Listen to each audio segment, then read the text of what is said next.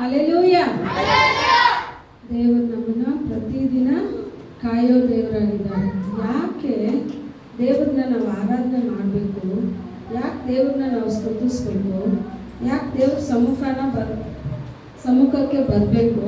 ಇನ್ನು ಅನೇಕರಲ್ಲಿ ಸಭೆಗೆ ಬನ್ನಿ ಅಂತ ಕೇಳಿದ್ರೆ ಯಾಕೆ ಸಭೆಗೆ ಬಂದಿಲ್ಲ ಅಂದರೆ ಆಶೀರ್ವಾದ ಮಾಡೋದಿಲ್ವಾ ಅಂತ ಕೇಳ್ತಾರೆ. ಕರೆಕ್ಟಾ? ಸಭೆಗೆ ಏನಕ್ಕೆ ಬರಬೇಕು ಅಂತ ಕೆಲವರೊಂದು ಅಭಿಪ್ರಾಯ. ಸಭೆಗೆ ಬಂದರೆ ಸಭೆಯಲ್ಲಿರೋ ಕಾರ್ಯ ಎಷ್ಟು ದೊಡ್ಡದು ಅನ್ನೋದನ್ನ ಸಭೆಯಿಂದ ನಾವು ಕಲ್ತ್ಕೊಳ್ಳೋಕ್ಕಾಗೋದು. ಆಯಿತಾ? ಅದೇ ರೀತಿ ಇವತ್ತೆಲ್ಲ 118ನೇ ಕೀರ್ತನೆಯನ್ನು ಓದಿದ್ರಿ. ಅದರಲ್ಲಿ 2 ವಚನ ಹೇಳ್ತಾ ಇದೆ. 26, 27ನೇ ವಚನ ಮಾತ್ರ ಓದಿ. ಯೆಹೋವನ ಹೆಸರಿನಲ್ಲಿ ಒಳಗೆ ಬರುವವನಿಗೆ ಆಶೀರ್ವಾದ. ಯೆಹೋವನ ಮಂದಿರದಲ್ಲಿರುವ ನಾವು ನಿಮ್ಮನ್ನು ಆಶೀರ್ವದಿಸುತ್ತೇವೆ. ಯೆಹೋವನೇ ದೇವರು, ಆತನು ನಮಗೆ ಪ್ರಕಾಶವನ್ನು ಅನುಗ್ರಹಿಸಿದ್ದಾನೆ. ರೆಂಬೆಗಳನ್ನು ಹಿಡಿದುಕೊಂಡು ಮೆರವಣಿಗೆಯಾಗಿ ಯಜ್ಞ ವೇದಿಯ ಕೊಂಬುಗಳ ಸಮೀಪಕ್ಕೆ ಬಂದಿದೆ. ನಾವೆಲ್ಲ ಕಣ್ಣುಗಳನ್ನು ಮುಚ್ಚಿ ದೇವರ ಕಡೆಗೆ ನಮ್ಮನ್ನೇ ನಾವು ತಗ್ಗಿಸಿ ಅರ್ಪಿಸಿಕೊಳ್ಳೋಣ. Hallelujah, hallelujah, hallelujah. ಸ್ತೋತ್ರ ಯಜಮಾನನೇ, ಸ್ತೋತ್ರ. ಸಾಕ್ಷಿ ಕೊಟ್ಟ ಪ್ರತಿಯೊಂದು ಮಕ್ಕಳನ್ನು ಸಹ ನಿಮ್ಮ ಹಸ್ತದಲ್ಲಿ ಇಡ್ತಾ ಇದ್ದೇವೆ ಅಯ್ಯ. ಅಪ್ಪ, ದೂರದ ಜೀವವುಳ್ಳ ಸಾಕ್ಷಿಗಳಾಗಿ ಪ್ರತಿಯೊಬ್ಬರನ್ನು ನಿಲ್ಲಿಸಿರುವುದಕ್ಕಾಗಿ ಸ್ತೋತ್ರ. ಈ ವೇಳೆಯನ್ನು ಸಹಾಯ ಯಜಮಾನನೇ ಅಪ್ಪ, ನಿಮ್ಮ ಆಲಯ ಎಷ್ಟು ಪ್ರಾಮುಖ್ಯವೆಂದು, ಆಲಯಕ್ಕೆ ಬರುವುದರಿಂದ ಬರುವ ಕಾರ್ಯಗಳು ಏನೇನು ಎಂಬುದನ್ನು ರಾಜ ನಿಮ್ಮ ಮಕ್ಕಳು ಅರಿತುಕೊಳ್ಳುವಂತೆ, ಆಲಯಕ್ಕೆ ರಾಜ ಮೊದಲನೇ ಸ್ಥಾನವನ್ನು ತಮ್ಮ ಜೀವಿತದಲ್ಲಿ ಕೊಡುವಂತೆ ನನ್ನ ದೇವರು ನೀನು ಕೃಪೆ ಮಾಡುವುದಕ್ಕಾಗಿ ಸ್ತೋತ್ರ ಯಜಮಾನನೇ. ಅಪ್ಪ, ನಮ್ಮನ್ನೇ ನಾವು ತಗ್ಗಿಸ್ತಾ ಇದ್ದೇವೆ, ನಿಮ್ಮ ನಾಮವನ್ನು ಮಾತ್ರ ಘನಪಡಿಸ್ತಾ ಇದ್ದೇವೆ. ಯೇಸುವಿನ ನಾಮದಲ್ಲಿ ಬೇಡ್ತಾ ಇದ್ದೇವೆ ತಂದೆ. Amen, amen, amen. Hallelujah, hallelujah. ಅಲ್ಲಿ ಹೇಳ್ತಾ ಇದೆ, ಎಲ್ಲಿಂದ ದೇವರು ನಮ್ಮನ್ನು ಆಶೀರ್ವಾದ ಮಾಡ್ತಾರಂತೆ? ಎಲ್ಲ ಜೀವಂತವಾಗಿದ್ದೀರಾ? ಜೀವಂತವಾಗಿರೋರೆಲ್ಲ ಒಂದು ಹಲ್ಲೆಲೂಯ ಅವಾಗಿದ್ದೀರಾ? ಜೀವಂತವಾಗಿ. ಎಲ್ಲಿಂದ ದೇವರು ನಮ್ಮನ್ನ ಆಶೀರ್ವಾದ ಮಾಡ್ತಾರೆ? ಸಭೆಯಿಂದ ದೇವರು ನಮ್ಮನ್ನ ಆಶೀರ್ವಾದ ಮಾಡ್ತಾರೆ. ಅವಾಗ ಆಲಯಕ್ಕೆ ದೇವರು ಇಟ್ಟಿರೋ ಕಾರ್ಯ ಬಂದ್ಬಿಟ್ಟು ತುಂಬಾ ಉನ್ನತವಾದ್ದು. ಮನುಷ್ಯನಿಗೆ ಆಶೀರ್ವಾದ ಬೇಕು ಅಂತ ಹೇಳಿದ್ರೆ, ಮನುಷ್ಯನಿಗೆ ಬಿಡುಗಡೆ ಬೇಕು ಅಂತ ಹೇಳಿದ್ರೆ, ಮನುಷ್ಯನಿಗೆ ಒಂದು ನೆಮ್ಮದಿಯಾದ ಜೀವನ ಬೇಕು ಅಂತ ಹೇಳಿದ್ರೆ, ಮನುಷ್ಯನು ಎಲ್ಲಾ ಸಮೃದ್ಧಿಯಿಂದ ಈ ಭೂಮಿನಲ್ಲಿ ಜೀವಿಸ್ಬೇಕು ಅಂತ ಹೇಳಿದ್ರೆ, ಮನುಷ್ಯನಿಗಿರೋ ಒಂದೇ ಒಂದು ದಾರಿ ದೇವರ ಆಲಯದಿಂದಲೇ ಆಶೀರ್ವಾದ ಪ್ರಾರಂಭ. ಇಂದ ಅನೇಕರು ಏನ್ ಮಾಡ್ತಾರೆ? ದೇವರ ಆಲಯನೇ ಬಿಟ್ಬಿಡ್ತಾರೆ, ಆಲಯಕ್ಕೆ ಬರೋದನ್ನ ಬಿಟ್ಬಿಡ್ತಾರೆ. ಕೆಲವೊಬ್ರು ಕೇಳಿದ್ರೆ ಹೇಳ್ತಾರೆ, ದೇವ್ರು ನಮ್ಮನ್ನ ತಾನೇ ಆಲಯವಾಗಿ ಹೇಳಿದ್ದಾರೆ, ನಾನು ಇಲ್ಲೇ ಏನ್ ಮಾಡ್ತೀನಿ? ಇಲ್ಲೇ ಪ್ರೇಯರ್ ಮಾಡ್ತೀನಿ. ನಿಮ್ಮನ್ನ ಪ್ರತ್ಯೇಕವಾಗಿ ಆಲಯವಾಗಿ ದೇವ್ರು ನೇಮಿಸಿದ್ರು, ಇಲ್ಲ ಅಂತ ಹೇಳಲ್ಲ. ಅದರಲ್ಲೂ ಪ್ರತಿದಿನ ಪರಿಶುದ್ಧತೆ ಇರಬೇಕು. ಆದ್ರೆ ಪ್ರಾಮುಖ್ಯವಾಗಿ ಸಭೆ ಕೂಡಿ ಬರೋದನ್ನ ಯಾರು ನೇಮಿಸಿದ್ರು, ಸಭೆ ಕೂಡಿ ಬರೋದನ್ನ ಯಾರು ನಮ್ಗೆ ಇದು ಒಂದು ಕಟ್ಟಳೆ, ಒಂದು ಅಪ್ಪಣೆ ಅಂತ ಕೊಟ್ರು ಅಂತ ಹೇಳಿದ್ರೆ ಯೇಸು ಸ್ವಾಮಿನೇ, ಯೆಹೋವ ದೇವರೇ. ಆದಿ ಅಲ್ಲೇನೆ. ಯಾಕೆಂದ್ರೆ ವಿಮೋಚನ ಕಾಂಡ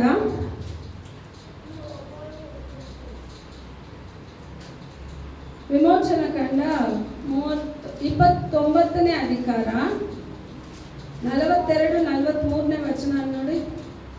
ಈ ಸರ್ವಾಂಗ ಹೋಮವನ್ನು ನೀವು ನಿಮ್ಮ ಸಂತತಿಯವರು ಪ್ರತಿನಿತ್ಯವೂ ಯೆಹೋವನ ಸನ್ನಿಧಿಯಲ್ಲಿ ದೇವ ದರ್ಶನದ ಗುಡಾರದ ಬಾಗಿಲಿನ ಎದುರಿನಲ್ಲಿ ಮಾಡಬೇಕು. ಆ ಗುಡಾರದಲ್ಲಿ ನಾನು ನಿಮಗೆ ದರ್ಶನವನ್ನು ಕೊಟ್ಟು ನಿನ್ನ ಸಂಗಡ ಮಾತಾಡುವೆನು. Amen, amen. ದೇವ ದರ್ಶನ ಗೂಡಾರವೇ ನಾನು ಮೊದಲೇ ಹೇಳ್ಕೊಟ್ನಲ್ಲ. ಮೊದಲು ದೇವರು ಅರಣ್ಯದಲ್ಲಿ ಮೋಶೆ ಮುಖಾಂತರ ನೇಮಿಸಿದ್ ಯಾವ್ದು ಅಂದ್ರೆ ಈ ದೇವ ದರ್ಶನ ಗೂಡಾರ.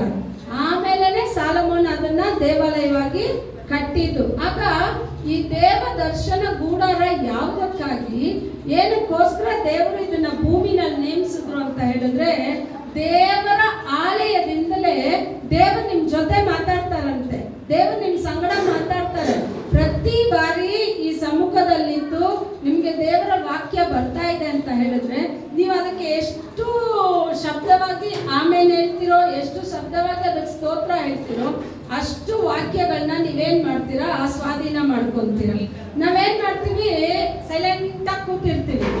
ಆಗ ಒಂದು ಸೇವಕನಲ್ಲಿ ದೇವರಲ್ಲಿ ಒಂದು ವಿಶ್ವಾಸಿ ಕೇಳಿದಂತೆ, ಅಪ್ಪ ನಾನು ನಿನ್ನ ಹೃದಯಕ್ಕೆಲ್ಲ ಮೆಚ್ಚುಗೆಯಾಗಿ ನಡೀತೀನಿ, ಎಲ್ಲ ಕಾರ್ಯ ಮಾಡ್ತೀನಿ, ಆಲಯಕ್ಕೆ ಕರೆಕ್ಟಾಗಿ ಹೋಗ್ತೀನಿ, ಎಲ್ಲ ನಾನು ಮಾಡಿದ್ರು ನನ್ನ ಪ್ರಾರ್ಥನೆಗೆ ನೀನು ಸದುತ್ತರ ಕೊಡ್ತಾನೇ ಇಲ್ಲ ಅಂತ ಕೇಳಿದ್ನಂತೆ.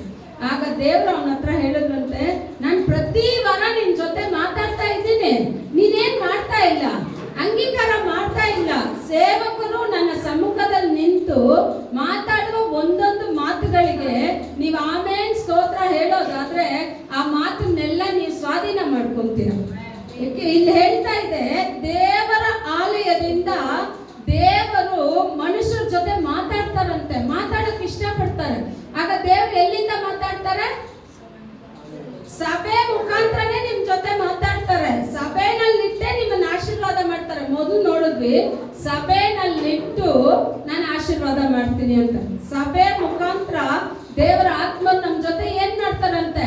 ಮಾತಾಡ್ತಾರಂತೆ. ಅವಾಗ ಪ್ರತಿನಿತ್ಯ ಮೋಶೆ ದೇವರ ಸಮ್ಮುಖಕ್ಕೆ ಹೋಗುವಾಗ ಆ ಕೇರುಬಿನ್, ಆ ಮಂಜೂಷದ ಪೆಟ್ಟಿಗೆ ಇರುತ್ತಲ್ಲ, ಅದ್ರ ಮೇಲಿಂದ ಕೃಪಾಸನದಿಂದ ದೇವರು ಮೋಸೆ ಜೊತೆ ಮಾತಾಡ್ತಾರೆ.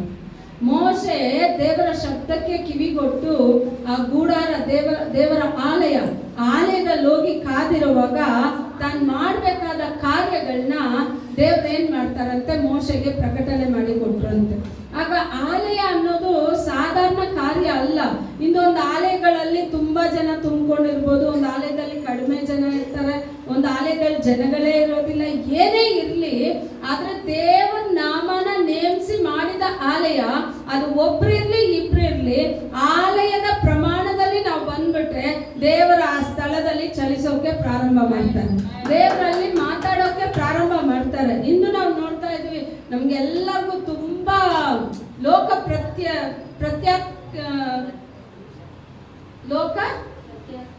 ಪ್ರಖ್ಯಾತಿಗೆ ಬಂದಿರುವ ಮೋಹನ್ ಸಿ ಲಾಸರನ್ನ, ವಿಲ್ಸನ್ ಸೆಲ್ವಕುಮಾರನ್ನ, ಇವರೆಲ್ಲ ಗೊತ್ತು, ಎಲ್ಲ ಇಡೀ ಲೋಕಕ್ಕೆ ಗೊತ್ತು.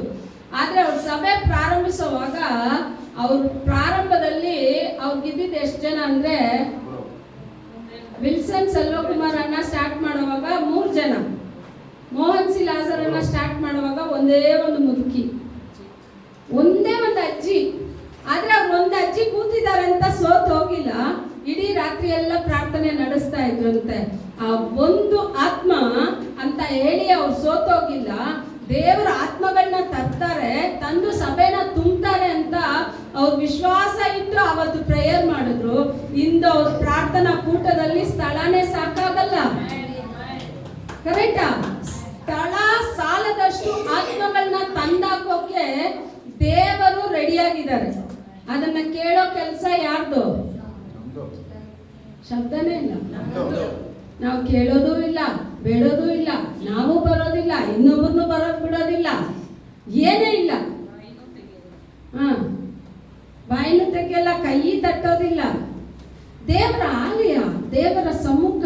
ನಿಮ್ಗೆ ಈ ದೇವರ ಸಮ್ಮುಖ, ದೇವರ ಆಲಯ ಎಷ್ಟು ಶ್ರೇಷ್ಠ ಅಂತ ಗೊತ್ತಾಗ್ಬಿಟ್ರೆ ದೇವರ ಆಲಯಕ್ಕೆ ಬರೋಕೆ ನಿಮ್ ಹೃದಯ ತವಕ ಪಡ್ಬೇಕು.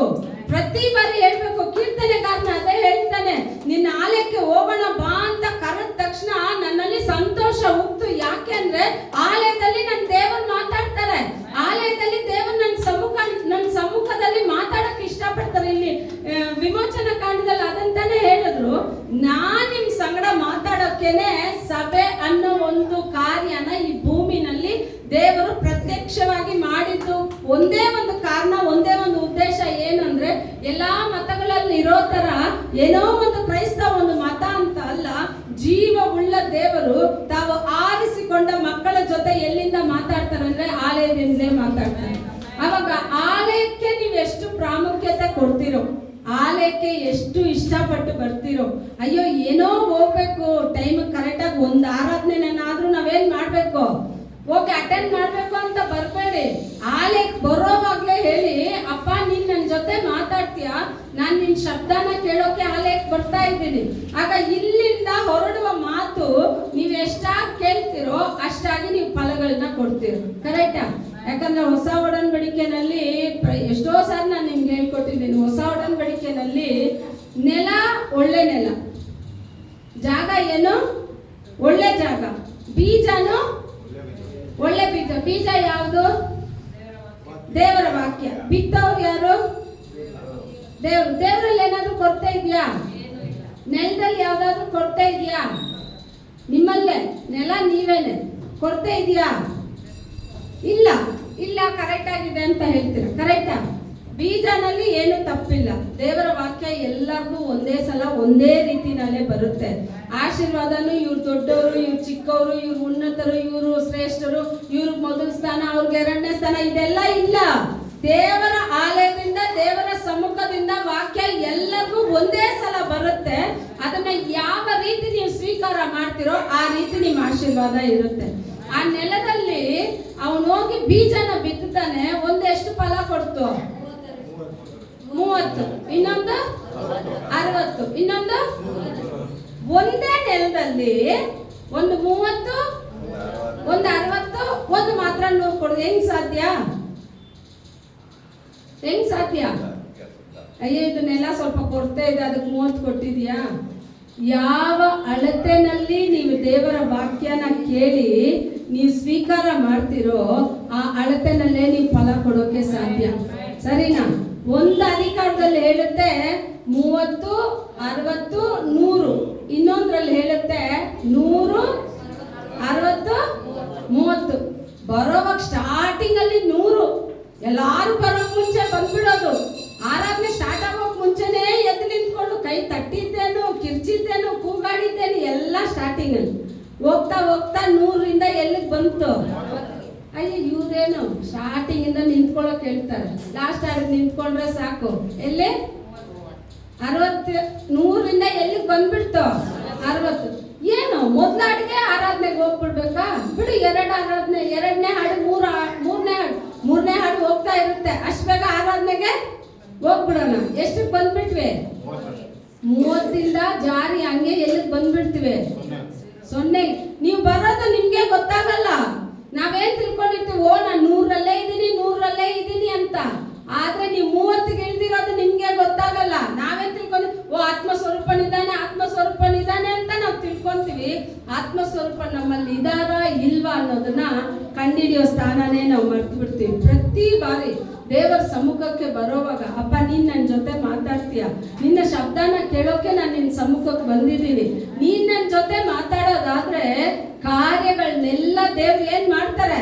ಪ್ರಕಟಣೆ ಪಡಿಸಿಕೊಡ್ತಾರೆ. ಎಲ್ಲಿಂದ? ಸಭೆಯಿಂದಲೇ. ಆವಾಗ ಸಭೆ ಮನುಷ್ಯನ ಜೀವಿತಕ್ಕೆ ತುಂಬಾ ಪ್ರಾಮುಖ್ಯ. ಆದ್ರೆ ಇನ್ನು ಸಭೆ ನಾನೇ ಏನ್ ಮಾಡ್ತಾರೆ? ಜನರು ತಿರಸ್ಕಾರ ಮಾಡ್ತಾರೆ. ಒಂದು ಕೋಪ ಬಂದ್ರೆ ಫಸ್ಟ್ ಯಾವ್ದಕ್ಕೆ ಹೋಗಲ್ಲ. ಸಭೆ ಏನ್ ಮಾಡ್ತು? ಕರೆಕ್ಟಾ? ಸಭೆ ಏನಾದ್ರು ಮಾಡ್ತಾ?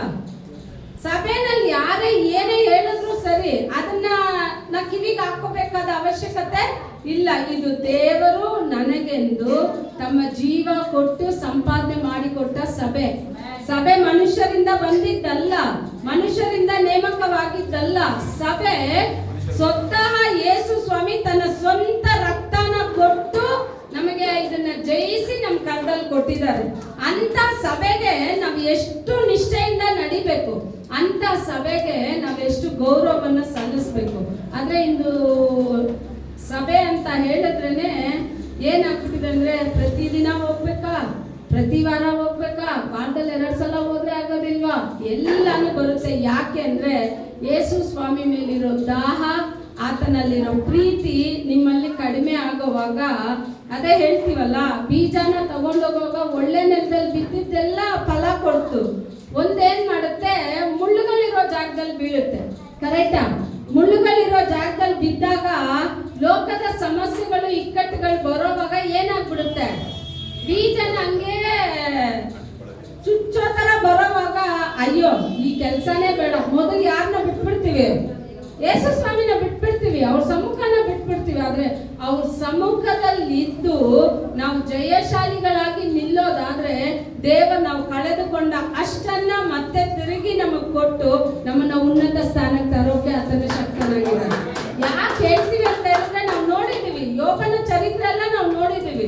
ಅವನು ಒಂದು ಸಲಾನು ತನ್ನ ಬಾಯಿ ತೆಗೆದು ದೇವರ ನಾಮನ ದೂಷಣೆ ಮಾಡಲೇ ಇಲ್ಲ. ಪ್ರತಿ ಬಾರಿ ಏನೇ ಆದ್ರೂ ಅವನು ತನ್ನ ಜನ್ಮದಿನವನ್ನ ಅವನು ಶಪಿಸ್ಕೊಂತಾನೆ ಹೊರತು ಯೇಸು ಸ್ವಾಮಿನ ಒಂದು ಸಲನ ಅವನು ಏನ್ ಮಾಡಿಲ್ಲ, ಶಪಿಸಿಲ್ಲ, ದೂಷಣೆನೆ ಮಾಡಿಲ್ಲ. ಆದ್ರೆ ಕೊನೆವರೆಗೂ ಹೇಳುತ್ತೆ, ದೇವರನ್ನ ಅವನು ಯಾವ ರೀತಿ ಹಿಡ್ದ ಅಂತ ಹೇಳಿದ್ರೆ, ದೇವ್ರು ಕೊಟ್ಟರು ಸರಿ, ಕೊಟ್ಟಿಲ್ಲ ಅಂದ್ರೂ ಸರಿ, ಆತ ನನ್ನ ದೇವರು, ಆತ ನನ್ನ ಸೃಷ್ಟಿ ಮಾಡಿದ್ದಾನೆ, ಆತ ನನಗೆ ಜೀವ ಕೊಟ್ಟರು ಸರಿ, ಸೌಖ್ಯ ಕೊಟ್ಟರು ಸರಿ, ಏನೇ ಕೊಟ್ಟರು ಕೊಟ್ಟಿಲ್ಲ ಅಂದ್ರೂ ಸರಿ, ಆತನ್ನ ಮಾತ್ರ ನಂಬಿರ್ತೀನಿ ಅಂತ ಯೋಬ ನಂಬಿದ್ದ. ಕೊನೆಗೆ ವಚನ ಹೇಳ್ತಾ ಇದೆ, ಅವನು ಯಾವ್ದೆಲ್ಲ ಕಳ್ಕೊಂಡೋ ಅದನ್ನೆಲ್ಲ ಒಂದು ಪಟ್ಟು ದೇವರು ಕೊಟ್ಟಿಲ್ಲ, ಅದನ್ನೆಲ್ಲ 2 ಪಟ್ಟು ತಿರುಗಿ ಕೊಡ್ತಾನೆ. ಆಗ ಆಲಯಕ್ಕೆ ಬರೋವಾಗ ನಿಮ್ಗೆ ಸ್ಟಾರ್ಟಿಂಗ್ ಅಲ್ಲಿ ಹೆಂಗ್ ಕಾಣಿಸುತ್ತೆ, ಏನೋ ಕಳ್ಕೊಂಡಂಗಿರುತ್ತೆ. ನೀವು ಚಿಂತೆ ಪಡಬೇಡಿ, ಕಳ್ಕೊಳ್ಳೋದಲ್ಲ, ನಾನು ಕಳ್ಕೊಂಡಿದ್ದನ್ನೆಲ್ಲ ದೇವರು ನನಗೆ 2 ಪಟ್ಟು ತಿರುಗಿ ಮಾಡಿಕೊಡೋಕೆ ಶಕ್ತನಾಗಿದ್ದಾರೆ. ಅವಾಗ ಆಲಯಕ್ಕೆ ಎಷ್ಟು ಪ್ರಾಮುಖ್ಯನ ನಾವು ಕೊಡ್ತೀವಿ. ಆಲಯ ಅಂತ ಹೇಳಿದ್ರೆ ಕೀರ್ತನೆಗಳು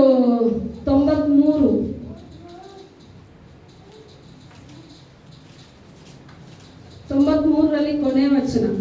ಬೆಳಗ್ಗೆ ನಿನ್ನ ಆಜ್ಞೆಗಳು ಬಹು ಖಂಡಿತವಾಗಿವೆ, ಸದಾ ನಿನ್ನ ಮನೆಗೆ ಯೋಗ್ಯವಾದದ್ದು ಪರಿಶುದ್ಧತ್ವವೇ.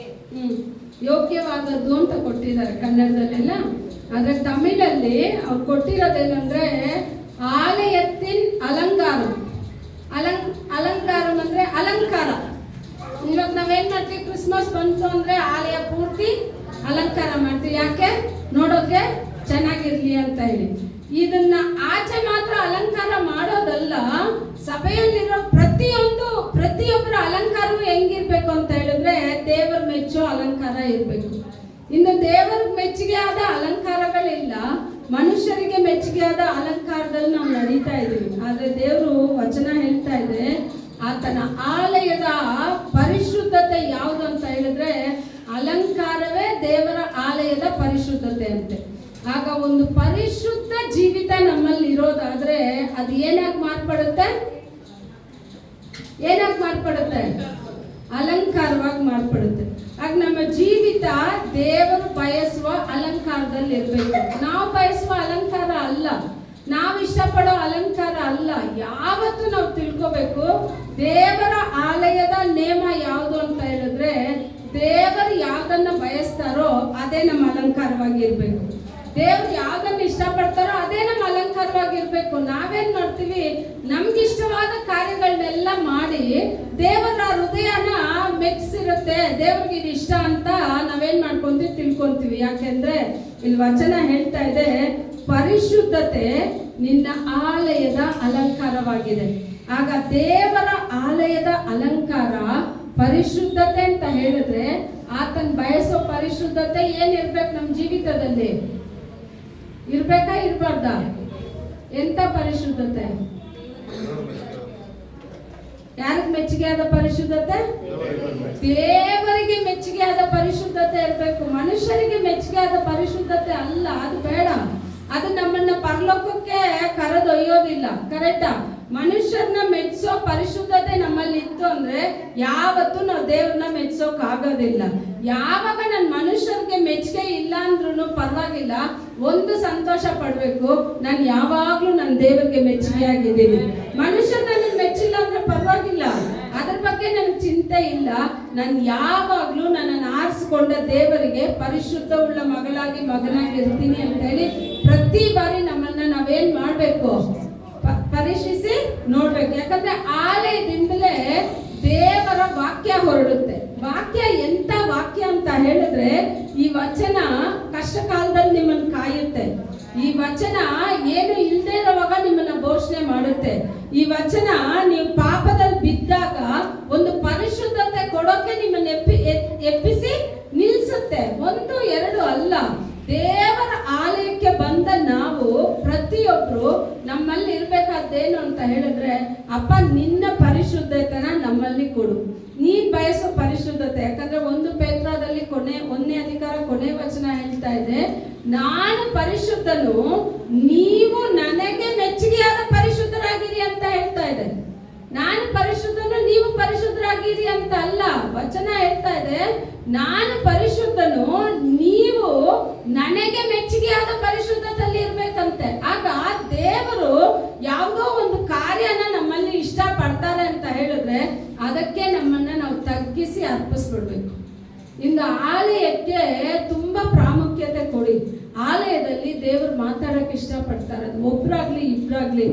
ಆಲಯ ಬಂದ್ಬಿಟ್ಟು ಬರೀ ಏನ್ ಹೇಳೋದು, ಬರೀ ಬಂದ್ಬಿಟ್ಟು ಹೋಗೋ ಸ್ಥಳ ಅಲ್ಲ. ಇಂದು ಲೋಕದಲ್ಲಿ ಹೆಂಗಾಗ್ಬಿಟ್ಟಿದೆ ಅಂದ್ರೆ, ಒಂದು ದರಿದ್ರದಲ್ಲಿ ಇದ್ದವನು ಸಭೆ ಒಳಗಡೆ ಬಂದ್ಬಿಟ್ರೆ ಆತನು ಸಮೃದ್ಧಿ ಹೊಂದ್ಕೋಬೇಕು ಅಂತ ಹೇಳಿ ಸಮೃದ್ಧಿ ಬಗ್ಗೆ ಮಾತಾಡ್ತಾರೆ. ಸಮೃದ್ಧಿ ಅಲ್ಲ. ಒಂದು ಮನುಷ್ಯ ಪಾಪದಲ್ಲಿ ಬಂದಿದ್ದಾನೆ ಅಂತ ಹೇಳಿದ್ರೆ ಅವನ್ ಪಾಪದಿಂದ ಅವ್ನು ಬಿಡುಗಡೆ ಹೊಂದಿ ಈ ಲೋಕ ಕೊಡದೇ ಇರೋ ಸಂತೋಷ ಸಮಾಧಾನನ ದೇವರ ಆಲಯದಲ್ಲಿ ಅವ್ನು ಹೊಂದ್ಕೋಬೇಕು. ಕರೆಕ್ಟಾ? ಅದೇ ದೇವರ ಆಲಯ. ದೇವರ ಆಲಯದಲ್ಲಿ ಬಂದ ಒಂದು ಮನುಷ್ಯ ತನ್ನ ಜೀವನ ಇದ್ದಂತೆ ಇರಬಾರ್ದು, ದೇವರಿಗೆ ಮೆಚ್ಚುಗೆಯಾದ ಪಾತ್ರೆಯಾಗಿ ಬದಲಾಗ್ಬಿಡ್ಬೇಕು. ಕರೆಕ್ಟಾ? ಯಾವಾಗ್ಲೂ ನಮ್ಮಲ್ಲಿ ಒಂದೇ ಒಂದು ಗುಣ ಇರಬೇಕು, ಅಪ್ಪ ನಿನ್ನ ಪರಿಶುದ್ಧತೆ, ನಿನ್ನ ಇಷ್ಟ, ನಿನ್ನ ಕಾರ್ಯ ಯಾವ್ದು ಹೇಳು ಅದನ್ನ ಮಾತ್ರ ನಾನು ನಡೆಸ್ತೀನಿ. ಯಾಕೆ ಅಂತ ಹೇಳಿದ್ರೆ ಆತ ಯಜಮಾನ, ನಾವು ಬರೀ ಕೆಲ್ಸಗಾರ ಮಾತ್ರ. ನನ್ನ ಇಷ್ಟ ಅಂತ ತಗೊಂಡೋಗಿ ನನ್ನ ದೇವರ ಸಮ್ಮುಖದಲ್ಲಿ ಇಕ್ಕೋದಲ್ಲ, ನನ್ನ ಪರಿಶುದ್ಧತೆನ ತಗೊಂಡೋಗಿ ದೇವರ ಸಮ್ಮುಖದಲ್ಲಿ ಇಕ್ಕೋದಲ್ಲ. ಯಾಕಂದ್ರೆ ಹೊಸ ಒಡಂಬಡಿಕೆನಲ್ಲಿ ನಾವು ಓದ್ತೀವಿ, ಲೂಕನ ಬರೆದ ಸುವಾರ್ತೆನಲ್ಲಿ ನೋಡ್ತೀವಿ, ಇಬ್ರು ವ್ಯಕ್ತಿಗಳು ದೇವಾಲಯಕ್ಕೆ ಹೋಗ್ತಾರೆ. ಎಷ್ಟು ಜನ? ಇಬ್ರು ವ್ಯಕ್ತಿಗಳು, ಒಬ್ಬ ಅನ್ಯ, ಒಬ್ಬ ಬಂದ್ಬಿಟ್ಟು ಪರಿಸಯಿ. ಇಬ್ರು ಹೋಗ್ತಾರೆ. ಒಬ್ಬ ಏನ್ ಮಾಡ್ತಾನೆ, ದೂರದಲ್ಲೇ ನಿಂತಿದ್ದಾನೆ, ದೇವ್ರ ಕಡೆಗೆ ತನ್ನ ಕಣ್ಗಳನ್ನ ಎತ್ತೋಕ್ಕೂ ಅವನಿಗೆ ಭಯ, ತನ್ನ ಕರಾನ ಎತ್ತೋಕ್ ಭಯ. ಆದ್ರೆ ಈ ಪರಿಸಯ ಏನ್ ಮಾಡ್ತಾನೆ, ನಾನು ತುಂಬಾ ಪರಿಶುದ್ಧ ಅಂತ ಹೇಳಿ ದೇವರ ಆಲಯಕ್ಕೆ ಹೋಗಿ ಅಲ್ಲಿ ನಿಂತ್ಕೊಂಡು ದೇವ್ರ ಹತ್ರ ಹೇಳ್ತಾ ಇದ್ದಾನೆ, ನಾನು ವಾರದಲ್ಲಿ 2 ದಿವಸ ಉಪವಾಸ ಇರ್ತೀನಿ, ನಾನು ತಪ್ಪದೆ ವಾರ ವಾರ ದೇವಾಲಯಕ್ಕೆ ಬರ್ತೀನಿ, ನಾನು ಚೆನ್ನಾಗಿ ದಶಮ ಭಾಗ ಕೊಡ್ತೀನಿ, ದೇವ್ರ ಆಲಯಕ್ಕೆ ಏನ್ ಕೊಡ್ತೀನಿ, ದಶಮ ಭಾಗ ಕೊಡ್ತೀನಿ, ಏನೇನೆಲ್ಲ ಸಭೆಗೆ ಮಾಡ್ಬೇಕೋ ಅಷ್ಟು ನಾನು ಮಾಡ್ತೀನಿ. ನನ್ನ ಹಿಂದೆ ನಿಂತಿದ್ದಾನಲ್ಲ, ಇವನ್ ತರ ನಾನು. ಅವನ ಬಗ್ಗೆ ಇವನ್ಗೆ ಏನ್ ಗೊತ್ತು? ಕರೆಕ್ಟಾ? ಅವನ ಬಗ್ಗೆ ಇವನ್ಗೆ ಗೊತ್ತಿಲ್ಲ. ಆದ್ರೆ ಇವನ್ಗೇನು, ಅವ್ನ್ ದೂರದಲ್ಲಿ ನಿಂತಿದ್ದಾನೆ, ಅವ್ನ್ ಕರೆಕ್ಟಾಗಿ ಕಾಣಿಕೆ ಕೊಡೋದಿಲ್ಲ, ಅವ್ನು ಸರಿಯಾಗಿ ಸಭೆಗೆ ಬರೋದಿಲ್ಲ, ಅವ್ನು ದೇವ್ರಿಗೆ ಮೆಚ್ಚುಗೆ ಉಪವಾಸ ಮಾಡೋದಿಲ್ಲ, ಏನು ಮಾಡೋದಿಲ್ಲ. ಇದೆಲ್ಲ ನಾನು ಮಾಡ್ತೀನಿ, ನಾನ್ ದೇವರಿಗೆ ಪರಿಶುದ್ಧ ಉಳ್ಳ ಪಾತ್ರೆ ಅಂತ ಹೇಳಿ ಅವ್ನು ತನ್ನನ್ನು ಹೆಚ್ಚಿಸ್ಕೊಂಡು ಅವನಿಗೆ ಒಂದು ಪರಿಶುದ್ಧತೆ, ಅವನ ಆಲೋಚನೆಯಲ್ಲಿ ಒಂದು ಪರಿಶುದ್ಧತೆ ಇದೆ. ಇದೆಲ್ಲ ನಾನು ಮಾಡಿದ್ರೆ ದೇವರ ಹೃದಯಕ್ಕೆ ಪರಿಶುದ್ಧ ಉಳ್ಳ ಜೀವನ ಅಂತ. ಆದ್ರೆ ವಚನ ಹೇಳ್ತಾ ಇದೆ, ಅವನಿಗಿಂತ ಈ ದೂರದಲ್ಲಿ ನಿಂತಿದ್ದ ನೋಡಿ, ಅವನು ಹೇಳ್ತಾನೆ, ದೇವ್ರೆ ನಿನ್ ಸಮ್ಮುಖದಲ್ಲಿ ನನ್ನ ಕರಾನೆತ್ತೋಕ್ಕೂ ನಾನೇನಿಲ್ಲ, ಯೋಗ್ಯನಲ್ಲಪ್ಪ, ನನ್ನನ್ನ ನೀನ್ ನೆನಪು ಮಾಡ್ಕೊ ಅಂತ ಹೋಗ್ತಾನೆ. ದೇವ್ರು ಹೇಳ್ತಾರೆ, ಇವನಿಗಿಂತ ಅವನೇ ಶ್ರೇಷ್ಠನು ಅಂತ ಹೇಳ್ತಾರೆ. ನಾನು ಏನೇನ್ ಮಾಡ್ತೀನಿ, ಏನೇನ್ ತರ್ತೀನಿ ಅದೆಲ್ಲ ನೆಕ್ಸ್ಟ್. ದೇವರ ಆಲಯಕ್ಕೆ ಅದಲ್ಲ. ದೇವರ ಬಯಸೋದೇನು ಅಂತ ಹೇಳಿದ್ರೆ, ದೇವರ ಆಲಯಕ್ಕೆ ಬರೋ ನೀನು ದೇವರನ್ನ ಎಷ್ಟಾಗಿ ಪ್ರೀತಿ ಮಾಡ್ತೀಯ, ದೇವರನ್ನ ಎಷ್ಟಾಗಿ ನೀನ್ ನಂಬ್ತೀಯ, ಆಲಯದಲ್ಲಿ ದೇವರಿಗೆ ಎಷ್ಟು ಗೌರವನ ನೀನ್ ಕೊಡ್ತೀಯ. ಆಲಯಕ್ಕೆ ಬಂದೂನು ಕೆಲವೊಬ್ಬರು ಸ್ವಭಾವಗಳು ಏನಾಗೋದಿಲ್ಲ, ಬದಲಾಗೋದಿಲ್ಲ. ಆಲಯಕ್ಕೆ ಬಂದು ನನ್ನ ಗುಣಗಳು ಬದಲಾಗಿಲ್ಲ ಅಂತ ಹೇಳಿದ್ರೆ ಯೇಸು ಸ್ವಾಮಿ ಕಾರ್ಯ ಮಾಡೋಕೆ ಸಾಧ್ಯ ಇಲ್ಲ. ನಾನು ಕೋಪಿಷ್ಠನಾಗಿದ್ರೆ ಆಲಯಕ್ಕೆ ದೇವರನ್ನ ಆರಿಸ್ಕೊಂಡಿದಾರ, ಕೋಪ ನನ್ನಿಂದ ತೊಳಗ್ಬೇಕು. ನನ್ನ ದೇವ್ರು ನನ್ನನ್ನು ಆರಿಸ್ಕೊಂಡಿದ್ದಾರೆ ಅಂದ್ರೆ ನನ್ನನ್ನು ಯಾವ ರೀತಿ ಪ್ರೀತಿಸ್ತೀನೋ ಅದೇ ತರನೇ ಮತ್ತೊಬ್ಬರನ್ನ ನಾನು ಪ್ರೀತಿಸ್ಬೇಕು, ಮತ್ತೊಬ್ಬರನ್ನ ನಾನು ಕ್ಷಮಿಸ್ಬೇಕು, ಮತ್ತೊಬ್ಬರನ್ನ ಬಿಟ್ಕೊಡು. ಇದೆಲ್ಲ ನನ್ಗೆ ಎಲ್ಲಿ ಹೇಳ್ಕೊಡುತ್ತೆ ಅಂದ್ರೆ ಆಲಯದಲ್ಲೇ ಹೇಳ್ಕೊಡುತ್ತೆ. ಲೋಕದಲ್ಲಿ ಇದು ಹೇಳ್ಕೊಡಲ್ಲ ನಿಮ್ಗೆ. ಕರೆಕ್ಟಾ? ಲೋಕದಲ್ಲಿ ನೀವು ಹೋಗ್ತೀರಾ ಬರ್ತೀರಾ, ಯಾರಾದ್ರೂ ನಿಮ್ಮನ್ನ ಕೂರಿಸಿ ನೀನ್ ಹಿಂಗ್ ನಡಿಬೇಕು ಹಿಂಗಿರ್ಬೇಕು ಅಂತ ಯಾರಾದ್ರೂ ಹೇಳ್ಕೊಡ್ತಾರ ನಿಮ್ಗೆ? ನಾವ್ ಯಾಕೆ ಇಷ್ಟು ಕಿರ್ಚಿ ನಿಮ್ಗೆ ಹೇಳ್ಕೊಡ್ಬೇಕು ಹೇಳಿ ನೀವೇ? ನಾವೇನಕ್ಕೆ ಇಷ್ಟು ಕಿರ್ಚಿ ನಿಮ್ಗೆ ಹೇಳ್ಕೊಡ್ಬೇಕು, ಈ ತರಾನೇ ನಡಿಬೇಕು ಅಂತ ಯಾಕೆ ಹೇಳ್ಕೊಡ್ಬೇಕು? ಇವೆಲ್ಲ ತಲೆ ಅಲ್ಲಾಡ್ಸೋದು ನೋಡಿದ್ರೆ ನನಗೂ ಇದಕ್ಕೂ ಸಂಬಂಧನೇ ಇಲ್ಲ ಅನ್ನೋ ಥರ ಇದೆ. ಯಾಕೆ ಇದನ್ನ ಕಲಿಸ್ಕೊಡ್ತೀವಿ ಅಂತ ಹೇಳಿದ್ರೆ, ಯೇಸು ಸ್ವಾಮಿ ಬರೋಣದಲ್ಲಿ ನೀವು ದೇವರ ಸಮ್ಮುಖದಲ್ಲಿ ಇರಬೇಕು. ದೇವರ ಸಮ್ಮುಖದಲ್ಲಿ ನಾವು ಇರೋರಾಗಿರ್ಬೇಕು ಅಂತ ಹೇಳಿದ್ರೆ ದೇವರ ಆಲಯದಿಂದ ದೇವರ ಪರಿಶುದ್ಧತೆಯನ್ನು ಕಲ್ತ್ಕೋಬೇಕು, ದೇವರು ಬಯಸುವ ಗುಣಗಳನ್ನ ಕಲ್ತ್ಕೋಬೇಕು. ದೇವರು ಏನೇನೆಲ್ಲ ಬಯಸ್ತಾರೆ ಅಂತ ನಿಮಗೊಂದು ಚಾಪ್ಟರ್ ಬೇಕು ಅಂತ ಹೇಳಿದ್ರೆ ಮತ್ತಾಯ 5ನೇ ಅಧಿಕಾರನ ಮನೆಗೆ ಹೋಗಿ ಓದ್ ನೋಡಿ. ಅದರಲ್ಲಿ ಹೇಳ್ತಾರೆ ಪರಲೋಕ ರಾಜ್ಯ ಯಾರ್ದು, ತಾಳ್ಮೆ ಉಳ್ಳವನು ಎಂಥವನು, ಸಮಾಧಾನ ಪಡಿಸೋನು ಎಂಥವನು, ದೇವರ ರಾಜ್ಯನ ನೀತಿನ ಹುಡುಕೋನು ಎಂಥವನು ಅಂತ ಹೇಳಿ ಪ್ರತಿಯೊಂದಕ್ಕೂ ವಚನ ಅಲ್ಲಿ ಇಟ್ಟಿದ್ದಾರೆ.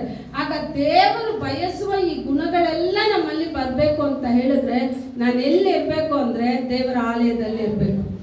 ಆಲಯದಲ್ಲಿ ನಾನು ಕಾದಿರೋದಾದ್ರೆ ದೇವರು ಖಂಡಿತ ನಮ್ಮ ಜೊತೆ ಏನು ಮಾಡ್ತಾರೆ, ಮಾತಾಡ್ತಾರೆ. ದೇವರ ಆಲಯನ ಸುಮ್ಗೆ ಅಲ್ಲ, ಆಲಯದಲ್ಲಿ ನೀವೆಷ್ಟು ಆಸಕ್ತಿ ಉಳ್ಳವರಾಗಿರ್ಬೇಕು ಅಂತ ಹೇಳಿದ್ರೆ ಇವತ್ತು ಇಷ್ಟು ಯಾವೊಂದು ಇಕ್ಕಟ್ಟೆ ಇಲ್ಲದೆ ನಾವು ಆಲಯದಲ್ಲಿ ಆರಾಧನೆ ಮಾಡ್ತಾ ಇದ್ದೀವಿ. ಇನ್ನು ಹೋಗ್ತಾ ಹೋಗ್ತಾ ಕಾಲಗಳು ಎಷ್ಟು ಕಠಿಣವಾಗಿರುತ್ತೆ ಅಂತ ಗೊತ್ತಿಲ್ಲ. ಯಾಕಂದ್ರೆ ವಚನ ಹೇಳ್ತಾ ಇದೆ, ನನ್ನ ವಚನಗಳನ್ನ ಕೇಳೋಕೆ ಆಗದೆ ಇರೋ ಕಾಲಗಳು ಬರ್ತಾ ಇದೆ.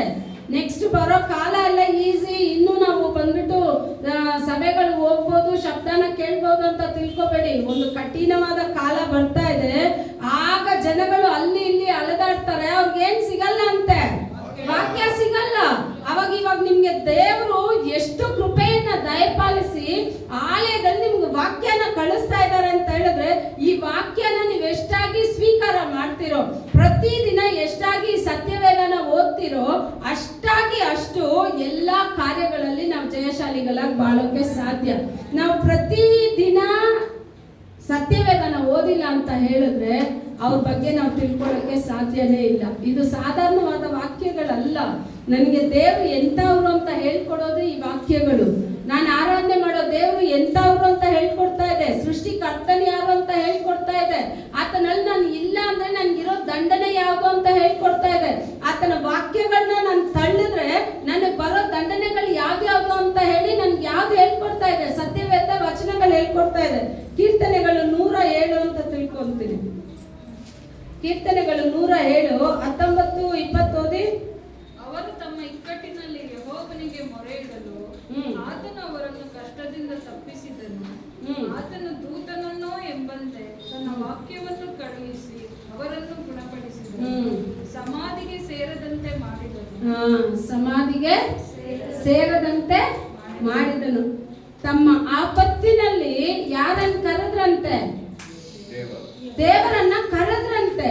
ತಮ್ಮ ಆಪತ್ತಲ್ಲಿ ದೇವರನ್ನ ಕರೆದಾಗ ದೇವರು ತಮ್ಮ ವಾಕ್ಯನ ಕಳಿಸಿ ಬಿಡುಗಡೆ ಕೊಡ್ತಾರೆ. ದೇವರು ತಮ್ಮ ವಾಕ್ಯನ ಕಳಿಸಿ ಅವ್ರಿಗೆ ರಕ್ಷಣೆನ ಕೊಡ್ತಾರೆ. ಆದ್ರೆ ರೋಗದಲ್ಲಿ ಇಲ್ಲಿ ನಿಮ್ ತಮಿಳಲ್ಲಿ, ಕನ್ನಡದಲ್ಲಿ ಅಷ್ಟು ಸ್ಪಷ್ಟ ಕೊಟ್ಟಿಲ್ಲ, ಇಲ್ಲಿ ತಮಿಳಲ್ಲಿ ನೋಡಿ. அவர் தமது வசனத்தை அனுப்பி அவர்களை குணமாக்குகிறார், அவர்களை ಅಳಿವುಕ್ಕೆ ತಪ್ಪುವಿಕ್கிறார். ಅವ್ರನ್ನ ಯಾವ್ದ್ರಿಂದ ತಪ್ಪಿಸ್ತಾರೆ ಅಂತ ಹೇಳಿದ್ರೆ ಅಳಿವು, ಎಲ್ಲ ರೀತಿಯಾದ ನಾಶನಗಳಿಂದ ದೇವರು ತಪ್ಪಿಸ್ತಾರಂತೆ. ಒಂದು ರೋಗದಲ್ಲಿ ಇರ್ತೀರಾ, ಪ್ರೇಯರ್ ಮಾಡ್ತೀರಾ, ರೋಗದಿಂದ ದೇವ್ರು ಏನ್ ಮಾಡ್ತಾರೆ? ಬಿಡುಗಡೆ ಕೊಡ್ತಾರೆ. ಒಂದು ಕಷ್ಟದಲ್ಲಿ ಇರ್ತೀರಾ, ಪ್ರಾರ್ಥನೆ ಮಾಡ್ತೀರಾ, ದೇವ್ರು ಬಿಡುಗಡೆ ಕೊಡ್ತಾರೆ. ಎಲ್ಲ ಬಿಡುಗಡೆನ ದೇವರಿಂದ ತಗೊಂತೀವಲ್ಲ, ಆ ಬಿಡುಗಡೆ ತಗೊಂಡ ನಾವು ದೇವರಿಗೆ ಎಷ್ಟು ಕೃತಜ್ಞತೆ ಉಳ್ಳವರಾಗಿದ್ದೀವಿ. ಆಯ್ತಾ? ಪ್ರತಿ ಬಾರಿ ದೇವ್ರೆ ಇದು ಕೊಡು, ಅದು ಕೊಡು, ಇದನ್ನ ಮಾಡು, ಅದನ್ನ ಮಾಡು ಅಂತ ಕೇಳ್ತೀವಲ್ಲ, ಒಂದು ಸಲಾನಾದ್ರೂ ಹೋಗಿ ದೇವರ ಸಮ್ಮುಖದಲ್ಲಿ, ದೇವರ ಆಲಯದಲ್ಲಿ ಕೂತ್ಕೊಂಡು, ಅಪ್ಪ ನಿನ್ನ ಇಷ್ಟ ಯಾವುದು, ನಾನು ಏನ್ ಮಾಡ್ಬೇಕು, ನಿನ್ಗೆ ಯಾವ್ದು ಮೆಚ್ಚಿಗೆ, ನಾನು ಅದನ್ನೇ ಮಾಡ್ತೀನಿ ಅಂತ ಎಷ್ಟು ಜನ ಪ್ರೇಯರ್ ಮಾಡಿದ್ದೀರಾ?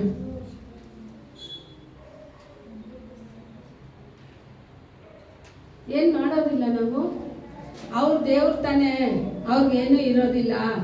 ಅವ್ರ ಹತ್ರ ಬರೀ ಬೇಕಾದಷ್ಟು ಎಷ್ಟು ಅವರಿಂದ ಕಿತ್ಕೊಳ್ಳೋಕ್ಕಾಗುತ್ತೋ ಅಷ್ಟು ನಾವೇನ್ ಮಾಡ್ಬಿಡೋಣ. ಆದ್ರೆ ನೀವು ಚೆನ್ನಾಗಿ ತಿಳ್ಕೋಬೇಕು, ದೇವರಿಗೆ ಅಂತ ಒಂದು ಆಸೆ ಇದೆ. ದೇವರಿಗೆ ಅಂತ ಹೃದಯಗಳನ್ನ ಸೃಷ್ಟಿ ಮಾಡಿ ದೇವ್ರ ಹೃದಯ ಇರೋದಿಲ್ವಾ? ಇರೋದಿಲ್ವಾ? ಇಷ್ಟು ನಾಶನದಲ್ಲಿರೋ ಜನಗಳನ್ನ ನೋಡಿದಾಗ ಆ ದೇವ್ರು ಹೇಳ್ತಾರೆ, ನನ್ನ ಮಗಳಿಗೆ ರಕ್ಷಣೆ ಕೊಟ್ಟೆ, ಅವ್ರನ್ನ ನನ್ನ ಸಮ್ಮುಖಕ್ಕೆ ಕರ್ಕೊಂಡು ಬಂದೆ, ಇವ್ರು ಎಷ್ಟಾಗಿ ನನ್ನ ಸಮ್ಮುಖನ ಇಷ್ಟಪಟ್ಟು ಇವರು ಜನಗಳನ್ನ ಕೇಳೋದಾದ್ರೆ ಖಂಡಿತ ಜನಗಳನ್ನ ದೇವರು ಆಲಯಕ್ಕೆ ತಂದು ಹಾಕ್ತಾರೆ. ನಾವು ಕೇಳಲಿಲ್ಲ, ಕೇಳಿದ್ರೇನೆ ಇದೆ? ಕೇಳುವವನು, ನೀವೇ ಹೇಳಿ ವಚನ, ನಾನು ಬರೀ ಕ್ವಶನ್ ಹಾಕ್ತೀನಿ, ನೀವು ಉತ್ತರ ಹೇಳಿ. ಕೇಳುವವನು, ತಟ್ಟುವವನಿಗೆ, ಬೇಡುವವನಿಗೆ, ಹುಡುಕುವವನಿಗೆ. ಇನ್ನೊಂದ್ಸಲ ಹೇಳ್ತೀರಾ? ಚೆನ್ನಾಗಿ ಹೇಳ್ತೀರಾ. ತಟ್ಟುವವನಿಗೆ, ಕೇಳುವವನಿಗೆ, ಹುಡುಕುವವನು. ನಾವು ಹುಡ್ಕೋದು ಇಲ್ಲ, ತಟ್ಟೋದು ಇಲ್ಲ, ಕೇಳೋದು ಇಲ್ಲ. ನಾವು ಕೇಳಬೇಕು. ದೇವರ ಸಮ್ಮುಖದಲ್ಲಿ ನಾವು ಏನನ್ನ ಕೇಳಬೇಕು ಅಂತ ಹೇಳಿದ್ರೆ, ಅಪ್ಪ, ಆತ್ಮಗಳು ಲೋಕದಲ್ಲಿ ನಶಿಸಿ ಹೋಗ್ತಾ ಇದೆ, ಈ ಆತ್ಮಗಳನ್ನೆಲ್ಲ ನನ್ನ ಸಭೆಗೆ ಕೊಡು ದೇವ್ರೆ. ಇವ್ರಿಗೆ ನಿನ್ನ ಸ್ವಾರ್ಥ ನಾನು ಸಾರ್ತೀನಿ, ಇವ್ರನ್ನ ನಿನ್ನಲ್ಲಿ ನಾನು ತರ್ತೀನಿ, ಇವ್ರನ್ನ ತರೋಕೆ ನಾನು ಏನ್ ಮಾಡ್ಬೇಕು ಅನ್ನೋದನ್ನ ನೀನ್ ನನಗೆ ಕಲ್ಸ್ಕೊಡು ದೇವ್. ಯಾರ ಹತ್ರ ಕಲ್ತ್ಕೋಬೇಕಾದ ಅವಶ್ಯಕತೆ ಇಲ್ಲ. ಈ ಒಂದು ಸತ್ಯವೇದ ಇಡೀ ನಿಮ್ಗೆ ಜೀವಿತಕ್ಕೆ ಬೇಕಾದ ಎಲ್ಲ ಆಹಾರನ ಸಮೃದ್ಧಿಯಾಗಿ ಇಟ್ಟಿರೋದು ಯಾವುದು ಅಂತ ಹೇಳಿದ್ರೆ ಈ ಸತ್ಯವೇದ ಮಾತ್ರ. ಅದಕ್ಕೆ ಈ ಸತ್ಯವೇದಕ್ಕೆ ಇಷ್ಟೊಂದು ಪ್ರಾಮುಖ್ಯತೆ. ಹೇಳ್ತೀವಲ್ಲ, ವರ್ಷ ಶಾಲೆಗಳಲ್ಲಿ ಪುಸ್ತಕಗಳು ಬದಲಾಗುತ್ತೆ, ಆಯ್ತಾ? ನಮ್ಮ ಪಿತೃಗಳಿಂದ ಯಾವಾಗಿಂದ ಈ ಸತ್ಯವೇದ ಸ್ಟಾರ್ಟ್ ಆಯ್ತೋ ಇವತ್ತಿಗೂ ಇದೇ ಒಂದೇ ಸತ್ಯವೇದದಿಂದ ಪ್ರಸಂಗ ನಡೀತಾ ಇದೆ, ಬೇರೆ ಎಲ್ಲಿಂದೂ ಅಲ್ಲ. ಆದ್ರೆ ಅಷ್ಟು ಪ್ರಸಂಗಗಳು ನೂತನವಾಗಿದೆ. ಯಾಕೆಂದ್ರೆ ನಾವು ಆರಾಧನೆ ಮಾಡೋ ದೇವರು ಪ್ರತಿದಿನ ನೂತನವಾದ ಕಾರ್ಯಗಳನ್ನ ಮಾಡೋ ಆತನು. ನಾವು ಆರಾಧನೆ ಮಾಡೋ ದೇವರು ಪ್ರತಿದಿನ ನೂತನವಾದ ಬಿಡುಗಡೆಯನ್ನ ಕೊಡೋ ದೇವರು. ನೀವು ಯೋಚನೆ ಮಾಡಿ ನೋಡಿ, ನಾವು ಪ್ರತಿದಿನ ಒಂದು ಕುಟುಂಬಕ್ಕಾಗಿ ನಾವು ಪ್ರಾರ್ಥನೆ ಮಾಡಿಲ್ಲ ಅಂತ ಹೇಳಿದ್ರೆ ಆ ಕುಟುಂಬ ನಷ್ಟದಲ್ಲಿ ಹೋಗಿರುತ್ತೆ. ಆದ್ರೆ ಇಂದು ಈ ಸಾಕ್ಷಿನ ನಮ್ಮ ಮುಂದೆ ಏನಕ್ಕೆ ತಂದು ನಿಲ್ಸಿದ್ದಾರೆ ಅಂತ ಹೇಳಿದ್ರೆ, ನೀವ್ ಇಲ್ಲಿದ್ದೀರಾ, ಅವ್ರು ತಮಿಳ್ನಾಡಲ್ಲಿದ್ದಾರೆ, ಆದ್ರೆ ನೀವ್ ಇಲ್ಲಿಂದ ಮಾಡೋ ಪ್ರಾರ್ಥನೆ ನಾನು ಎಷ್ಟು ದೂರಕ್ಕೂ ಕಾಪಾಡೋಕೆ ನಾನು ಶಕ್ತನು ಅಂತ ಹೇಳಿ ದೇವರು ತೋರಿಸ್ಕೊಟ್ಟಿದ್ದಾರೆ. ಸುಮ್ಮನೆ ಅಲ್ಲ. ನಾವೇನೋ, ನಾನು ಅದಕ್ಕೆ ಹೇಳೋದು, ಪ್ರತಿ ಬಾರಿ ಆನ್ಲೈನ್ ಪ್ರೇಯರ್ ಬರೋವಾಗ ಒಂದೊಂದು ನಿಮಿಷ ಎಲ್ಲ ಕಾರ್ಯಗಳಿಗಾಗಿ ಏನ್ ಮಾಡ್ತೀವಿ, ನಾವು ಪ್ರಾರ್ಥನೆ ಮಾಡ್ತೀವಿ. 2 ದಿವಸ ಹಾಕೊಂಡ ತಕ್ಷಣನೇ ಸತ್ತೋಗೋರು ಎಷ್ಟೋ ಜನ. ನಿಮ್ಗೆ ಗೊತ್ತಿಲ್ಲ, ಸೂಸೈಡ್ ಮಾಡ್ಕೊಳ್ಳೋದಂದ್ರೆ ಸಾಧಾರಣ ಕಾರ್ಯ ಅಲ್ಲ. ಹಾಕೊಂಡ ತಕ್ಷಣ ಭಯದಲ್ಲೇ ಸಾಯೋ ಜನ ಎಷ್ಟೊಂದು ಹಾರ್ಟ್ ಅಟ್ಯಾಕ್ ಆಗಿ ಸತ್ತೋಗ್ತಾರೆ. 2 ದಿವಸವರೆಗೂ ಜೀವನ ದೇವರು ತಮ್ಮ ವಚನನ ಕಳಿಸಿ ಕಾಪಾಡಿದ್ದಾರೆ ಅಂತ ಹೇಳಿದ್ರೆ ದೇವರ ಕೃಪೆ, ದೇವರ ದಯೆ ಎಷ್ಟು ಉನ್ನತವಾದ್ದು. ಕಾರಣ ಇಲ್ಲದೆ ಯಾರನ್ನು, ಯಾಕಂದ್ರೆ ಸಾಯೋಕೆ, ಈ ಜೀವನ ತೆಗಿಯೋಕೆ ನಮ್ಗೆ ಅಧಿಕಾರನೇ ಇಲ್ಲ.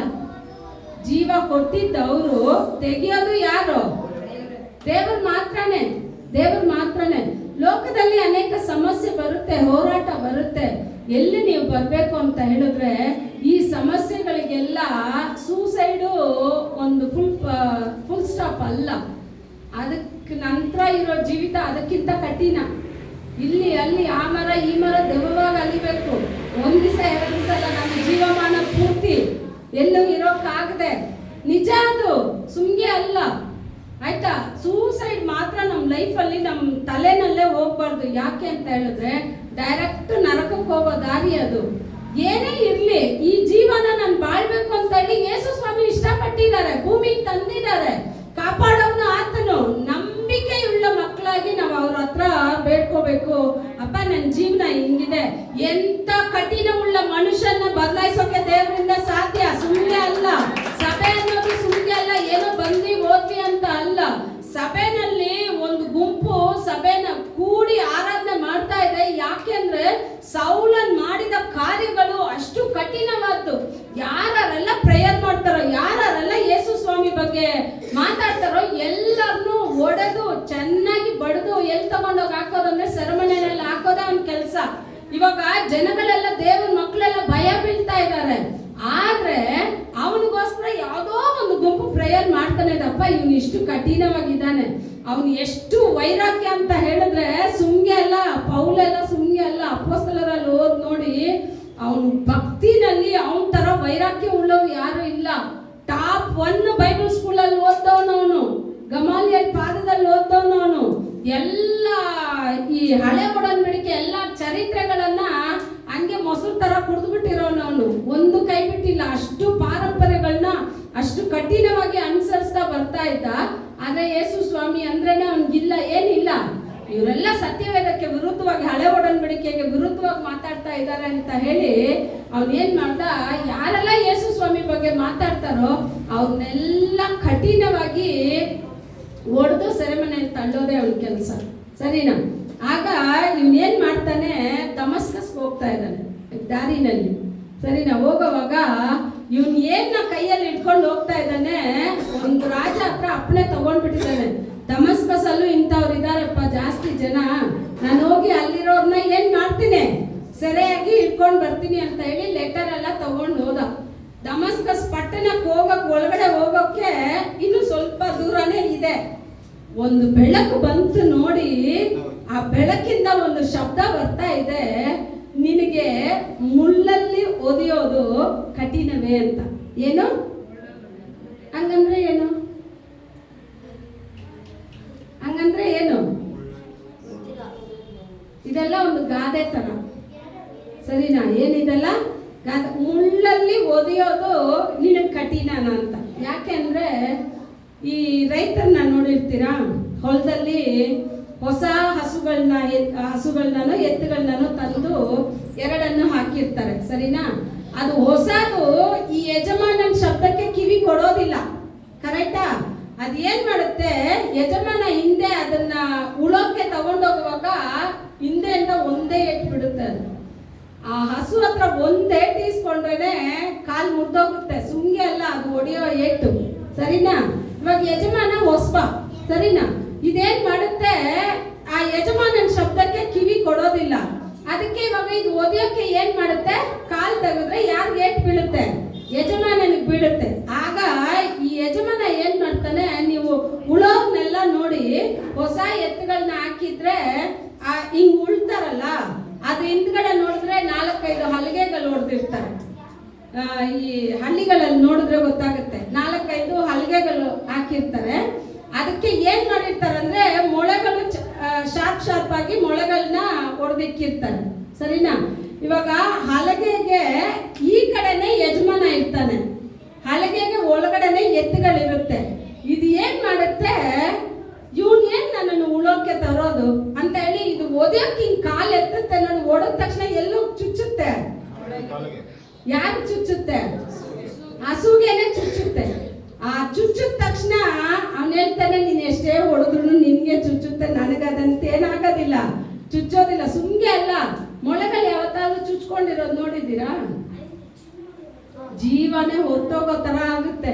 ಹೆಂಗೆ ಅದು ಮೊಳೆ ಆಚೆ ತೆಗೆದ್ಮೇಲೆನು ಕಾಲೆಲ್ಲ ವಿನ್ ಅಂತ ನೋವಾಗುತ್ತೆ, ಗೊತ್ತಾ? ಆ ತರ ದೇವ್ರು ಹೇಳ್ತಾರೆ, ಮುಳ್ಳಲ್ಲಿ ಒದೆಯೋದು ನಿನ್ಗೆ, ನೀನೇ ಅದನ್ನ ನೋಡ್ಕೊಂತ ಇದೀಯಾ, ನನ್ಗೇನು ಅಲ್ಲ, ಕರೆಕ್ಟಾ? ಆಗ ನೋಡಿ ಅವನು ಆವಾಗ್ಲೇನೆ ಹೇಳ್ತಾನೆ, ದೇವ್ರೆ ನೀನ್ ಯಾರು, ನಾನು ಏನ್ ಮಾಡ್ಬೇಕು ಅಂತ ನೀನ್ ಇಷ್ಟಪಡ್ತೀಯ ಅಂತ ಕೇಳ್ತಾರೆ. ಆಗ ನೋಡಿ ಎಷ್ಟು ಕಠಿಣ ಉಳ್ಳ ಒಂದು ಮನುಷ್ಯ ಒಂದೇ ಸೆಕೆಂಡಲ್ಲಿ, ಒಂದು ನಿಮಿಷದಲ್ಲಿ, ಒಂದು ಶಬ್ದದಲ್ಲಿ ದೇವರಿಗೆ ಆತನ ಹೃದಯನೇ ಸಮರ್ಪಣೆ ಮಾಡಿ ಕೊಟ್ಬಿಟ್ಟು ಅವನು ಹೇಳ್ತಾನೆ, ನಿಮಗೆ ಗೊತ್ತಿಲ್ಲ, ಈ ಸತ್ಯವೇದದಲ್ಲಿ ಅಧಿಕವಾಗಿ ಏಟ್ ತಿಂದವನು ಯಾರಂದ್ರೆ ಪೌಲು. ಯೇಸು ಸ್ವಾಮಿಗೆ 40 ಏಟುಗಳು ಒಂದು ಸಲನೇ ಬಿತ್ತು, ಪೌಲನಿಗೆ 40 ಏಟುಗಳು 3 ಸಲ ಬಿದ್ದಿದೆ. ಎಷ್ಟು ಸಲ? 2 ಸಲ ಕಲ್ಲಲ್ಲಿ ಒದೆಯಿಸ್ಕೊಂಡಿದ್ದಾನೆ. ಸತ್ತೋದ ಅಂತ ಹೇಳಿ ಊರಿನ ಆಚೆ ತಗೊಂಡೋಗಿ ಹಾಕಿದ್ರು, ಆಗ್ಲೂ ಮತ್ತೆ ಎದ್ದು ಬಂದು ಏನ್ ಮಾಡ್ತಾನೆ, ಅವನು ನಿಂತ್ಕೊಂಡು ಸುವಾರ್ತೆ ಸಾರ್ತಾನೆ. ಅಧಿಕವಾಗಿ ಕಷ್ಟಪಟ್ಟವನು, ಅಧಿಕವಾಗಿ ಪ್ರಾಣ ನಾಶದಲ್ಲಿ ಓದೋನು ಯಾರು ಅಂತ ಹೇಳಿದ್ರೆ ಪೌಲನು. ಆದ್ರೆ ಇದಕ್ ಮುಂಚೆ ಪೌಲನ್ನ ನಾವು ನೋಡುವಾಗ, ಅವನ್ ಸೌಲನಾಗಿರೋವಾಗ ಅವನ ಹೃದಯ ಅಷ್ಟು ಕಠಿಣವಾಗಿತ್ತು.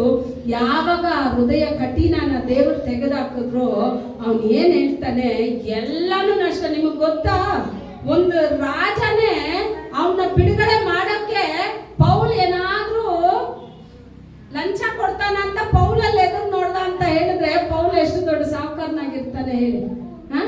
ನಮ್ಮನ್ನ ಇರೋ ಒಂದು ಕೆಲಸನ ಒಂದು ದಿವಸ ರಜಾ ಹಾಕಿ ಪ್ರೇಯರ್ ಮಾಡಿ ಅಂದ್ರೆ ಅದನ್ನೇ ಕಷ್ಟ ಅಂತೀವಿ. ಅವ್ನು ಏನ್ ಹೇಳ್ತಾ ಗೊತ್ತಾ, ಅಷ್ಟೂನು ಎಲ್ಲಾನು ನನ್ನ ಕ್ರಿಸ್ತನಿಗಾಗಿ ಕಸವು ಏನಾದ್ರು ಕುಪ್ಪೆயும் ದೂಸಿಯುಮಾಗ ಎನ್ನುಗ್ರೆ ತಮಿಳಲ್ಲಿ ಹೇಳ್ತಾರೆ. ಏನಂತೆ? ಕಸ. ಎಷ್ಟೇ ಐಶ್ವರ್ಯ ಇದ್ರೂನು, ಎಷ್ಟೇ ಘನತೆ ಇದ್ರೂನು, ಏನೇ ಇದ್ರೂನು, ಇದೆಲ್ಲ ನನಗೆ ಕಸ ದೇವರ ಸಮ್ಮುಖ ಮಾತ್ರ ನನಗೆ ಉನ್ನತವಾದ್ದು. ಆ ಸಮ್ಮುಖಕ್ಕೆ ಅವನು ಎಷ್ಟು ಪೌಲನೇ ಬರ್ತಿದ್ದು, ಅಪೊಸ್ತಲರಲ್ಲೇ ಬರೀತಾರೆ, ಆಲಯ ಸುಮ್ಗೆ ಅಲ್ಲಪ್ಪ, ಆಲಯಕ್ಕೆ ದೇವರು ತಮ್ಮ ರಕ್ತವನ್ನ ಕೊಟ್ಟಿದ್ದಾರೆ, ತಮ್ಮ ರಕ್ತದಿಂದ ಸಂಪಾದನೆ ಮಾಡಿದ್ದಾರೆ. ಈಗ ನಾನು ಹೋಗ್ತೀನಿ, ನಾನು ಹೋದ ತಕ್ಷಣ ನಿಮ್ಮನ್ನ ಕೆಡ್ಸೋಕೆ ಅಂತ ಕೆಲವೊಂದು ಕುಳ್ಳನರಿಗಳು ಬರುತ್ತೆ. ಅಲ್ಲೇ ಇದೆ ಆ ವಚನ, ಏನ್ ಬರುತ್ತಂತೆ? ಗುಳ್ಳೆ ನರಿಗಳ ಕುಳ್ಳನರಿ, ಅನೇಕ ಕುಳ್ಳೆ ನರಿಗಳು வந்து சபையை கெடுத்து போடுமா, ஊழியக்காரರ ವಿಶ್ವಾಸಿಗಳನ್ನ ಕೆಡಿಸ್ಬಿಡುತ್ತಂತೆ. ಅದಕ್ಕೆ ತುಂಬಾ ಜಾಗ್ರತೆಯಿಂದ ಇದು. ಯಾಕೆ ಅಂತ ಹೇಳಿದ್ರೆ ಸಭೆನ ಯೇಸು ಸ್ವಾಮಿ ತಮ್ಮ ಸ್ವಂತ ರಕ್ತದಲ್ಲಿ ನಮಗೆ ಸಂಪಾದನೆ ಮಾಡಿ ಕೊಟ್ಟಿದ್ದಾರೆ. ಅವಾಗ ಸಭೆಗೆ ನಾವು ಎಷ್ಟು ಪ್ರಾಮುಖ್ಯತೆ ಕೊಡಬೇಕು. ನೀವು ಇಷ್ಟಪಡೋದಾದ್ರೆ, ನೀವು ಬಯಸೋದಾದ್ರೆ, ನೀವು ಕೇಳೋದಾದ್ರೆ ದೇವರು ಖಂಡಿತ ಈ ಆಲಯದ ಸುತ್ತಲೂ ಇರುವ ಜನಗಳನ್ನ ದೇವರು ಆಲಯದಲ್ಲಿ ತಂದು ಹಾಕೋಕೆ ದೇವರಿಂದ ಸಾಧ್ಯ. ನಾವು ಅದನ್ನ ಇಷ್ಟಪಟ್ಟು ಬೇಡದ್ರೆ, ಅಪ್ಪ ನನಗೆ ಕೊಡಿ. ಎಷ್ಟು ಯವನಸ್ತ್ರನ ನೋಡ್ತೀರ, ಕೇಳಿ ಏಸಪ್ಪ ಹತ್ರ, ಅಪ್ಪ ಈ ನಶಿಸಿ ಹೋಗೋ ಆತ್ಮಗಳನ್ನ ಕೊಡಿ, ಕುಟುಂಬದ ಸಮಸ್ಯೆಗಳಲ್ಲಿ ಇರೋರ್ನ ಕೊಡಿ, ಅವ್ರಿಗೆ ನಿಮ್ಮ ವಾಕ್ಯನ ಹೇಳ್ತೀವಿ, ಈ ಆಲಯದಲ್ಲಿ ಅವ್ರು ನಿಮ್ಮಲ್ಲಿ ಬಲಗೊಳ್ಳುವಂತೆ ಕೃಪೆ ಮಾಡಿ ಅಂತ ನೀವು ಬೇಡೋದಾದ್ರೆ ದೇವರು ಖಂಡಿತ ಆಲಯದಿಂದ ಹೋಗೋ ಶಬ್ದನ ಕೇಳ್ತಾರೆ. ಯಾಕೆಂದ್ರೆ ಸಾಲಮೋನನಿಗೆ ದೇವರು ಆಜ್ಞೆ ಕೊಟ್ಟಿದ್ದ ಅದೇನೆ, ಈ ಆಲಯದಲ್ಲಿ ನನ್ನ ಕಣ್ಗಳನ್ನ ಇಟ್ಟಿದ್ದೀನಿ, ಇಲ್ಲಿ ಯಾರೆಲ್ಲ ತಪ್ಪು ಮಾಡಿ ಬಂದು ನಿಂತ್ಕೊಂಡ್ರು ಈ ಆಲಯದ ಕಡೆಗೆ ಕರಗಳನ್ನ ಎತ್ತಿ ಪ್ರಾರ್ಥನೆ ಮಾಡೋದಾದ್ರೆ ಆ ಶಬ್ದಕ್ಕೆ ನಾನು ಕಿವಿ ಕೊಡ್ತೀನಿ ಅಂತ ಹೇಳ್ತಾರೆ. ಆಗ ಆಲಯ ದೇವರು ತಮ್ಮ ರಕ್ತದಿಂದ ಸಂಪಾದನೆ ಮಾಡಿರೋ ಒಂದು ಸ್ಥಳ. ಆಗ ಯೇಸು ಸ್ವಾಮಿಯ ರಕ್ತಕ್ಕೆ ತಂದೆ ತುಂಬಾ ಬೆಲೆ ಕೊಡ್ತಾರೆ.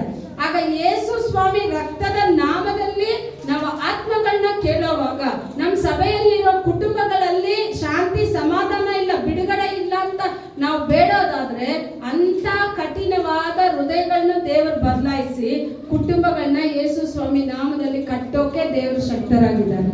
ಆಗ ಬೇಡೋಕೆ ನೀವು ರೆಡಿಯಾಗಿದ್ರೆ ದೇವರು ಕೊಡೋಕೆ ಶಕ್ತರಾಗಿದ್ದಾರೆ. ಎಷ್ಟು ದೇವರ ಆಲಯನ ಇಷ್ಟಪಡ್ತೀವೋ, ದೇವರ ಆಲಯಕ್ಕೆ ಬರ್ತೀವೋ, ಅಷ್ಟಾಗಷ್ಟು ದೇವರು ನಮ್ಮನ್ನು ಆಶೀರ್ವಾದ ಮಾಡೋ ದೇವರಾಗಿದ್ದಾರೆ. ದೇವರು ತಾನೇ ನಿಮ್ಮನ್ನು ಆಶೀರ್ವದಿಸ್ತಾರೆ.